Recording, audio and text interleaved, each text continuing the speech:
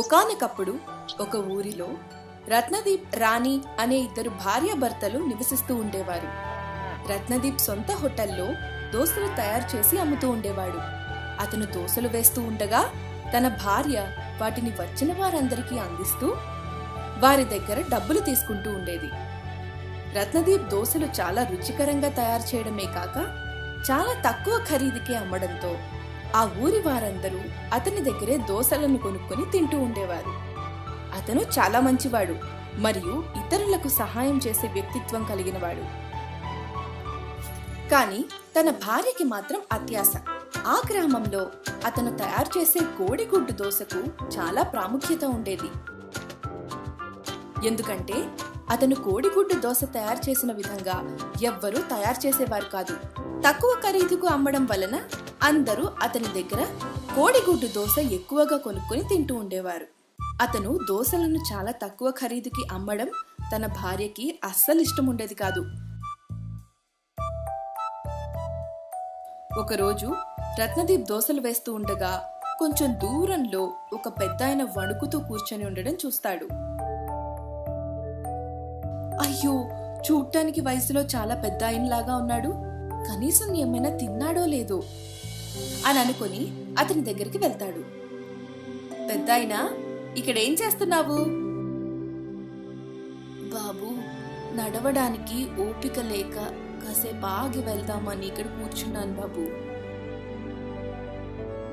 పెద్దాయనా, నిన్ను చూస్తే ఏం తినకుండా బయలుదేరినట్లున్నావు. నాతో పాటు రా, నా హోటల్ పక్కనే ఉంది, ఏమైనా తిని వెళ్దావు గాని. కానీ నా దగ్గర డబ్బులు లేవు బాబు. నాకు డబ్బులేం ఇవ్వాల్సిన అవసరం లేదు పెద్దాయనా, హోటల్ నాదే, నాతో పాటు రా చాలు అని చెప్పి ఆ పెద్దాయన్ని తనతో పాటు హోటల్కి తీసుకువెళ్లి కూర్చోబెడతాడు. అతను వేడివేడిగా దోసలను వేసి తన భార్యకి ఇచ్చి అతనికి ఇవ్వమని చెప్తాడు. తన భర్త అలా చేయడం ఆమెకి ఇష్టం లేకపోయినా అతనిచ్చిన దోసలను తీసుకువెళ్లి పెద్దాయనకి ఇస్తుంది. ఆ పెద్దాయన చాలా ఆకలితో ఉండడం వలన ఆమె ఇచ్చిన దోసలను త్వరగా తీసుకుని తింటూ ఉంటాడు. పెద్దాయన దోసలు తినడం అవ్వడం చూసి రత్నదీప్ ఆయనకి మంచినీళ్ళు తీసుకొని వస్తాడు. ఆకలిగా ఉన్న నాకు నీ వల్లనే నా ఆకలి తీరింది. అందుకు బదులుగా నీకు నేను నా దగ్గర ఉన్న చిన్న బహుమతిని ఇవ్వాలని అనుకుంటున్నాను. అయ్యో పెద్దాయన, నాకు మీరు ఏమి ఇవ్వాల్సిన అవసరం లేదు, నా సంతోషం కోసం తీసుకో బాబు అని చెప్పి ఆ పెద్దాయన దోసలు వేసే ఒక పెనాన్ని తీసి అతనికిచ్చి అక్కడి నుంచి వెళ్ళిపోతాడు. ఆ పెద్దాయన వెళ్ళటం చూసి రాణి తన భర్త దగ్గరికి వస్తుంది. ఏవండి, మీరు అందరికన్నా దోసలను చాలా తక్కువ ఖరీదుకి అమ్ముతున్నారు.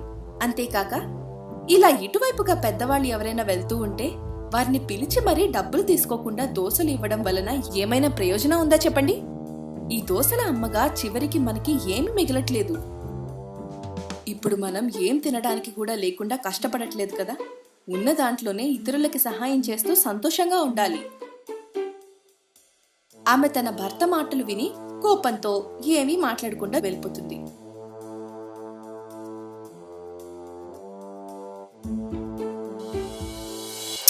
అబ్బా, నేను ఎన్నిసార్లు చెప్పినా నా భర్త సహాయం అంటూ ఇలాగే చేస్తూ ఉంటారు.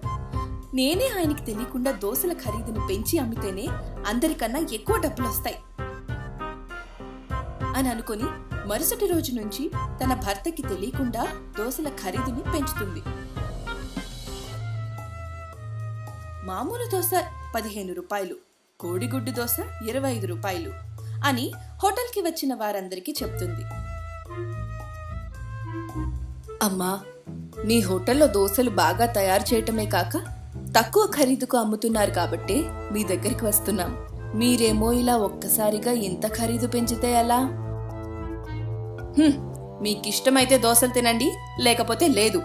మా ఆయన తయారు చేసిన విధంగా దోసలను ఎవరైనా తయారు చేస్తే వాళ్ళ దగ్గరికే వెళ్లి దోసలను తీసుకోండి, అక్కడే తినండి అని ఆమె కఠినంగా మాట్లాడినా ఖరీదు పెంచినా సరే అందరూ అతను తయారు చేసే విధంగా ఎవ్వరూ తయారు చేయలేరని ఆ హోటల్లోనే దోసలు కొనుక్కుంటూ ఉండేవారు. కొన్ని రోజులకే చాలా డబ్బులు మిగలడంతో రాణి సంతోషపడుతుంది. నేను దోసల ఖరీదు ఇంకా పెంచినా కూడా అందరూ మా హోటల్లోనే దోశలను తీసుకొని తింటూ ఉంటారు. కాబట్టి ఈ రోజు నుంచి దోశల ఖరీదుని ఎక్కువ చెయ్యాలి. ఈ రోజు నుంచి కోడిగుడ్డు దోశ 50 రూపాయలు, మామూలు దోశ 25 రూపాయలు అని హోటల్కి వచ్చిన వారందరితో చెప్తుంది. అమ్మా, మీ హోటల్లో దోశలు ఎంత రుచిగా ఉన్నా ఇంత ఖరీదు పెంచితే మేము ఎలా కొనుక్కోగలుగుతాము? మీకు ఇష్టమైతే మా హోటల్లో దోశలు తినండి, లేకపోతే ఇక్కడి నుంచి వెళ్ళిపోండి అని గర్వంగా సమాధానం చెప్పడంతో అతను అక్కడి నుంచి ఆమె ముందే ఎదురుగా ఉన్న హోటల్లోకి వెళ్ళిపోతాడు. అతన్ని చూసి మిగతా వాళ్ళు కూడా వెళ్ళిపోతారు. అప్పటి నుంచి అందరూ వాళ్ళ హోటల్కి రావడమే మానేశారు. రాణి, ఏమైంది? కొన్ని రోజుల నుంచి మన హోటల్కి ఎవరూ రావట్లేదు. మన హోటల్లో తయారు చేసిన విధంగా ఎవరూ దోశలను తయారు చేయలేరండి. కాబట్టి ఎప్పటికైనా అందరూ మన హోటల్కి రాక తప్పదు. నా భార్య యొక్క అత్యాశ గురించి నాకు తెలిసిందే. హోటల్కి వచ్చే వారిని ఏమైనా అని ఉంటుంది, లేకపోతే నాకు తెలియకుండా దోశల ఖరీదేమైనా పెంచి అమ్ముతూ ఉండొచ్చా అని అనుకొని అతను ఏమీ మాట్లాడకుండా వెళ్ళిపోతాడు. అలా చాలా రోజులు గడిచినా తన హోటల్కి ఎవరూ రాకుండా తన ఎదురుగా ఉన్న హోటల్కి వెళ్తూ ఉండేవారు. నేను అత్యాశతో దోశల ఖరీదు మరీ ఎక్కువ పెంచటం వల్లనే అందరూ మా హోటల్కి రావటమే మానేసి ఎదురుగుండా ఉన్న హోటల్కి వెళ్తున్నారు అని బాధపడుతూ ఉంటుంది. ఆమె బాధపడుతూ ఉండడం తన భర్త చూసి ఆమె దగ్గరికి వస్తాడు. ఇప్పటికైనా నిజం చెప్పు, హోటల్కి ఎందుకని ఎవరు రావట్లేదు అని అడగడంతో తన భర్తకి జరిగిందంతా చెప్పి బాధపడుతుంది. నీ అత్యాశ వలన ఏం జరిగిందో చూసావు కదా. ఇప్పటికైనా నీ ఆలోచన విధానాన్ని మార్చుకుంటే మనం ఎప్పటిలాగే దోశల ఖరీదు తక్కువకే అమ్మితే మళ్ళీ అందరూ మన హోటల్కే వస్తారు. నేను ఇంకెప్పుడు ఇలా చేయనండి, మీకు నచ్చిన విధంగా చేయండి. రత్నదీప్ మరుసటి రోజు నుంచే దోశలు తయారు చేసి అమ్ముతూ ఉంటాడు. ఒక దోశ కేవలం 10 రూపాయలు, కోడిగుడ్డు దోశ 15 రూపాయలు. రండి బాబు రండి అని అతను గట్టిగా కేకలు పెడుతూ ఉండడం వలన అటువైపుగా వెళ్లే అందరూ మళ్లీ దోశలు తక్కువ ఖరీదు చేయటం విని మళ్లీ తన హోటల్కే వస్తారు. అలా కొన్ని రోజులకే చాలా ఎక్కువ మంది హోటల్కి వస్తూ ఉండడంతో దోశలు వేయటం ఆలస్యమవుతుందని మరో దోశల పెనం కొందామని అనుకుంటాడు. ఒకరోజు ఆ పెద్ద ఆయన ఇచ్చిన దోశల పెనం ఉండాలి కదా అని లోపలికి వెళ్లి అతనిచ్చిన దోశల పెనం తీసుకువచ్చి దోశను వేసి పక్కన పెట్టగానే ఒక దోశ చాలా దోశలు అవ్వడం చూసి ఆశ్చర్యపోతాడు. ఇదేం మాయా? రాణి రాణి ఒకసారి ఇలా రా. చెప్పండి, ఏమైంది? ఇలా చూడు అని చెప్పి ఆమె ముందు ఒక దోశ వేసి తీసి పక్కన పెట్టగానే చాలా దోశలు అవ్వటం చూసి ఆమె కూడా ఆశ్చర్యపోతుంది. ఇదేం మాయండి, ఒక దోశ వేస్తే చాలా దోశలుగా మారుతున్నాయి.